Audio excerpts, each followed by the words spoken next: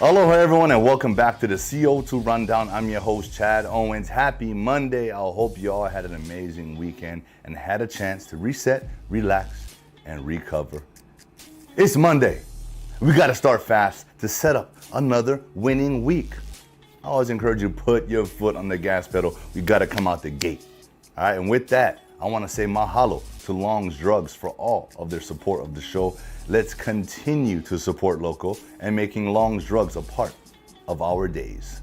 Let's dive on in to the CO2 Rundown. Okay, this is going to be something we're going to be talking about all week. All right, bidding farewell to the Aloha Stadium. Aloha to the Aloha Stadium. Jason Kaneshiro has an article in today's Honolulu Star-Advertiser highlighting just that. You know, I've got so many memories there. Growing up, watching games, and also playing football there, while at the University of Hawaii. Lots of memories. This is going to be a tough one for, I think, a lot of fans, and just for former players to swallow. They had so much history, so many things. I mean, outside of, sports, the swap meet, things like that just make the Aloha Stadium what it is and what it's been for so many years. There's a media day on Wednesday. This Saturday, tickets are available to go to this farewell tour. I'm gonna be there, so make sure you come check it out. I'm gonna have a locker set up, in the locker room, so you guys can check that out. It's gonna be cool. Lots of former players obviously gonna have their lockers. Former players will be there, so it's gonna be exciting. An exciting week, an exciting time, but I think it's going to be a heartfelt one as well. We'll continue to, talk more about this as this week progresses. My guy, Stephen Tsai, has an article in today's Honolulu Star-Advertiser highlighting our University of Hawaii Rainbow Warrior baseball team who got it done in their season opening series this past weekend against Wright State. They won 3 out of the 4 games and really just took over. Last year, I think they were unstoppable on Sundays when they played, and they proved to be that again. In second year, head coach Rich Hill, I've said it last year, I'm gonna say it now, I love his approach, and I love the improvements, especially for one particular player, Kyson Donahue. I say this, everyone says this in sports, right? Championships are won in the offseason, because that's where we can get our gains. That's when we can get our strength up. That's when we can improve our skill. And he put on 15 pounds, I'm pretty sure it's of muscle, right? He's 6'3", 215 now, and he was aggressive at the plate. And he went 3 for 5. He drove in 5 runs, and he had a home run to start the 4th. So I'd say that's a pretty good start to a season. So congratulations on that, Kyson. Keep pounding the pavement. This team, the goal, and every team is to win that championship, right? I thought last year we came on, right, towards the end of the season. I wish that there was more games because we started to roll. And the type of start we're having this year, I think that momentum we built last year is rolling right into the start of this year. So I'm excited to see what our baseball team, continues to do as the season progresses. Let's go, Bows. Our Rainbow Wahine basketball team had to take that one snap and clear approach after this past weekend's loss to Long Beach State. It's an unfortunate loss. It's a missed opportunity, conference play.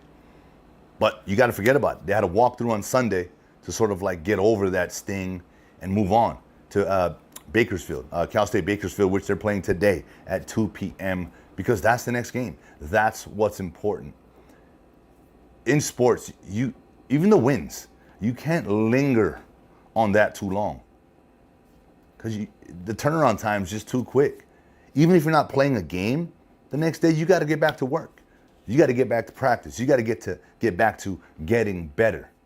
And if you're still thinking about what you could have did or how it should have ended up and why, you do that. You nip that in the butt. You take that next day, maybe the day after the game. You make all the corrections, and it's over with, right? So the fact that we have a game just 2 days after that loss, I think helps us. And, we just got to play better basketball. That's just what it comes down to. At the end of the day, you got to be your best each and every night. That's what's expected of us as athletes, is to come out, show up. It doesn't matter if there's injuries. It doesn't matter if we're missing key players. Everyone on that roster, I talked about this before on any team, everyone on that roster is capable. That's why you're on this team. So with that, hey, let's crank it up tonight. Let's use, what we've learned as motivation and as an advantage for us tonight against Cal State Bakersfield. So let's go, Bows. Huge congratulations to Kiana Campbell-Poole, pitcher for our University of Hawaii Rainbow Wahine softball team, who pitched the first complete no-hit game since 2012 as they defeated Montana 7-0 in the final day of the UNLV Desert Classic. Look, for those of you, okay, the complete game means Kiana pitched the entire game. No hitter, obviously, she had no hits in the game, so that is just unbelievable. Kudos to her defense behind her for making plays, and Kiana herself didn't realize what she had accomplished and what she had done. That tells me that she was just locked in on her job. All right, delivering that ball. Each and every pitch, each and every batter, just so focused, so locked in, like I said. And she just realized it at the end when she got swarmed by her entire team celebrating with her there on the mound. Man, wow, what a feeling that must have been. Congratulations to you, and congratulations to our Rainbow Wahine softball team. Let's continue to ride that momentum. Let's keep it going. Let's go, Bows. And this is interesting. I don't know if I've ever talked about this on the show, but for all you race car fanatics out there, the Daytona 500 just made history. Ricky Stenhouse Jr. just won the Daytona 500 by accomplishing the longest Daytona 500 race in history. Right, it's scheduled for 200 laps. This one went 212 laps. 530 miles total was raced. That is unbelievable. Hey, kudos to the entire team. For those that watch these races, the thing that I'm most impressed about is when they go into the what do you call it, the pit, right? And they change the tires, they check it. They do that so fast, right? That's just years, days of practice, timing, trust. So it's a big time team sport. There's one driver, but it's an entire team that's behind that success. I mean, engine, tuning, think about all the things that can go wrong, right, in a vehicle.